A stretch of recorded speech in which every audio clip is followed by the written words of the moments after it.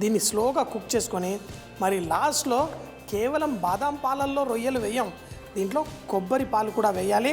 కానీ కొబ్బరి పాలు కొంచెం రొయ్యలు వేసి లైట్గా కుక్ అవుతున్నప్పుడు వేసుకుందాం. ఇప్పుడు ఈ బాదాం పాలని ఒక 15 నిమిషాలన్నా స్లోగా కుక్ చేసుకొని కొంచెం దగ్గరికి అయ్యేంత వరకు కుక్ చేసుకొని తర్వాత ఇందులో రొయ్యలు వేసి ఎట్లా చేయాలో చూపిస్తాను. కావాలంటే మీరు టమాటాలు కూడా లాస్ట్లో కొన్ని ముక్కలు వేసుకుంటే చూడడానికి రంగు చక్కగా మంచిగా వస్తుంది. ఈ పాలన్నీ చక్కగా కుక్ అయ్యాయి, కొంచెం దగ్గరికి కూడా అయింది. దీంట్లో మనం కొంచెం అంతా ఉప్పు వేసేసుకుందాం. దీన్ని కొంచెం సేపు ఆ మంచి సువాసన ఆహా ఏంటి, కేవలం ఒట్టి పాలతోటి కాదు బాదాన్ని కూడా పాలలాగా చేసేసి చేసుకోవచ్చు. ఈ ఉల్లిపాయలు కూడా పర్ఫెక్ట్గా కుక్ అయ్యి రెడీగా ఉంది.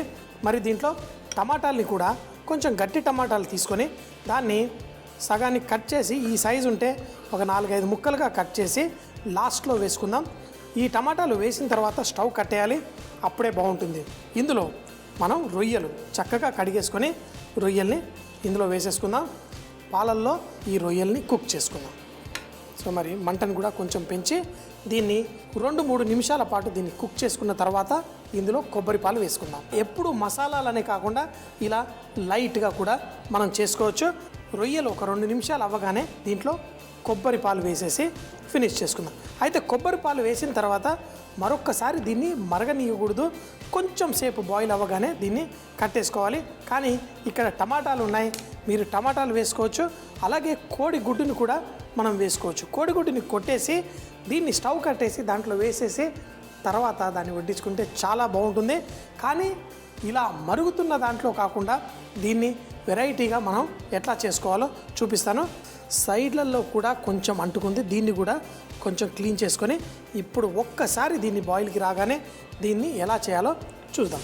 కోడిగుడ్డుని తీసుకొని కోడిగుడ్డుని కూడా పగలకొట్టి దీన్ని చక్కగా బీట్ చేసేసి ఇందులో వేసుకుంటే ఈ కర్రీ ఇమ్మీడియట్గా కొంచెం చిక్కబడుతుంది. కానీ ఎలా వేయాలి చూడండి, ఆమ్లెట్కి వేసి కొట్టినట్టుగా ఇలా మంచిగా బీట్ చేసుకోవాలి.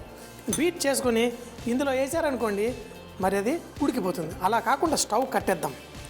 కట్టేసి దీని టెంపరేచర్ మరింత తక్కువ. మనం ఈ టమాటాలు వేసి చూద్దాం. తగినంత ఉప్పు ఇంకా కొంచెం వేస్తే సరిపోతుంది. ఈ టమాటాలు వేసి ఇలా కలిపిన తరువాత కోడిగుడ్లని ఇందులో వేసుకోవాలి. వేసేసి దీన్ని స్లైట్గా ఇలా కలిపేసి ఇంకా దీన్ని వదిలేయాలి. ఇప్పుడు ఈ కూర కొంచెం చిక్కగా అవుతుంది. తినేటప్పుడు ఒక మంచి ఫీలింగ్ వచ్చేస్తుంది మన కూరకి.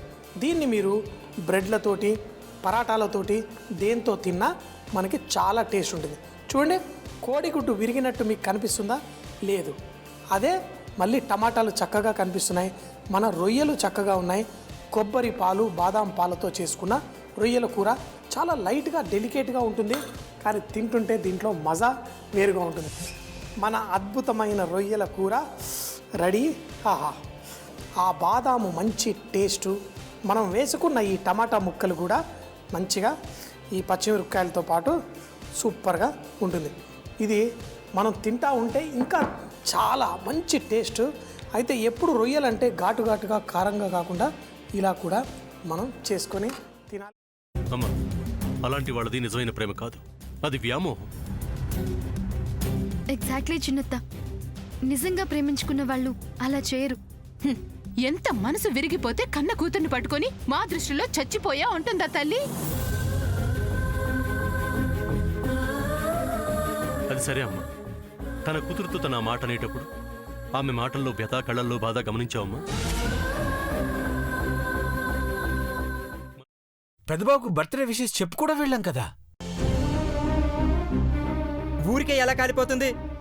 మంట పెడితేనో పడితేనో తగలబడుతుంది.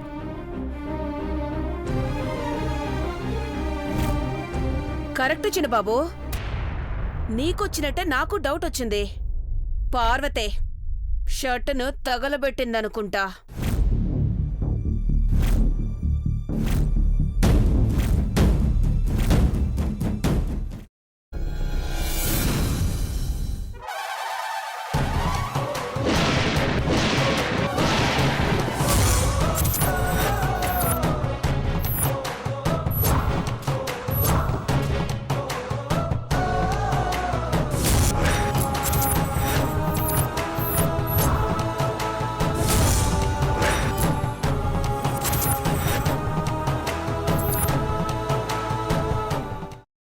కున్న తర్వాత పొట్టు తీసేసి చాప్ చేసి పక్కన పెట్టుకోవాలి.